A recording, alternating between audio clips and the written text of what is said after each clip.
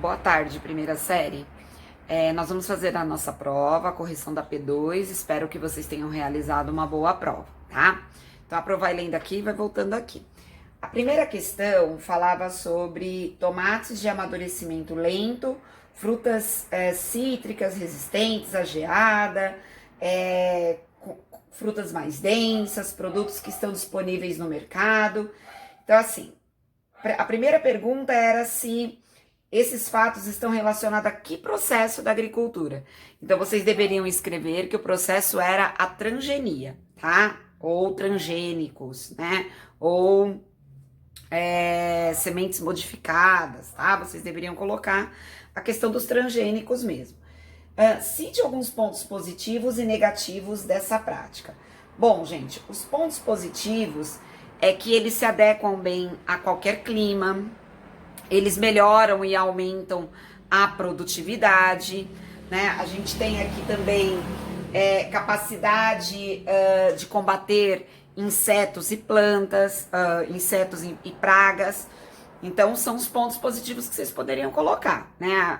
Principalmente a alta produtividade, a capacidade de combater insetos e plantas e a capacidade de fazer com que essas sementes se adaptem a qualquer território. E aí a pergunta também era quais eram os pontos negativos, tá? Então a gente pode colocar aqui riscos ao meio ambiente, perda da biodiversidade, contaminação genética, riscos de saúde aos consumidores e agricultores. Tá? Não precisava colocar todos, mas pelo menos alguns itens aí que a gente discutiu em sala sobre a questão dos transgênicos, tá? Então essa é a questão número 1. A questão número 2... A pergunta era, tinha um texto, né? O texto estava falando lá sobre a questão dos alimentos, sobre a produção e consumo de alimentos. Então, vocês deveriam falar quais fatores podem estar relacionados a uma possível escassez de alimentos, né? A gente falou isso na correção dos exercícios na sala. Então, a primeira questão é ambiental, né? Então, se nós tivermos mudanças climáticas, excesso de chuva ou desertificação, né? Se nós alterarmos o clima do planeta, a gente pode sim ter como consequência problemas na produção alimentar. A segunda questão é para que estão sendo usados as produções agrícolas. Se nós pensarmos só em monocultura, cana-de-açúcar, só soja para ração animal, biocombustíveis, se a gente pensar só nisso, a gente também vai ter falta de território para a produção alimentar, tá bom? Essa era a questão número 2. A gente, tanto a transgênicos quanto essa questão a gente fez em sala, tá? A questão número 3 também tinha um texto. E a partir do texto, vocês deveriam explicar o que é um processo agroindustrial. Então, o processo agroindustrial, ele está ligado aos três setores da economia. Primeiro, o setor agrícola, segundo, o setor industrial e o terceiro setor, que é o setor de serviços, de tecnologia. Os três, teoricamente, estariam articulados dentro de um processo agroindustrial.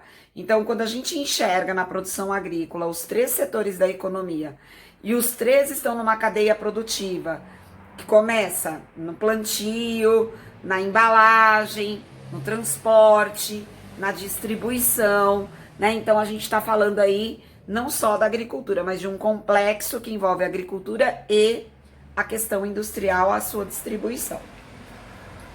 Na questão número 4, né, tinha lá 2 textos, né? Então, o texto que falava sobre a questão dos agrotóxicos, a utilização do agrotóxico no Brasil, e o segundo sobre os males que o agrotóxico pode trazer, né? Então, tinha 2 textos para ler. Como os textos relatam o uso do agrotóxico, então vocês deveriam colocar isso. No primeiro texto, ele relata o quanto o Brasil passou a usar muito mais o agrotóxico. Claro que isso tem a ver com a medida que a gente aumentou o nosso processo agroindustrial, né? Quando nós passamos a nos tornar grandes exportadores, automaticamente a gente aumentou muito a produção do agrotóxico. E o segundo ponto é como ele traz problemas à nossa saúde. Vocês deveriam, né, no texto tá assim, qual a justificativa para a necessidade do seu uso? Então, além da gente colocar, né, o que o texto retrata, a grande justificativa para a gente usar tanto agrotóxico tem a ver com o aumento da produtividade, principalmente nas monoculturas. Em países quentes como o nosso, né, cana-de-açúcar, soja, que usa grandes extensões de terra, então a gente tem que combater mais pragas, mais ervas daninhas. Então a gente, por ter muita monocultura para exportação e muita produtividade, a gente acaba usando mais agrotóxico. Aí vai depender de como vocês organizaram o texto, tá? E na questão número 5, indique os principais sistemas agrícolas e vocês deveriam escolher um, né? Ah, não, na verdade aqui. Justifique porque esses sistemas são usados de forma diferente em cada território. Então vocês deveriam colocar plantation, jardinagem, aqui, deixa eu ver que todos que a Pro colocou. Agricultura tropical, agricultura de subsistência, agricultura irrigada. Então, todos aqueles que a gente trabalhou na sala, vocês poderiam indicar.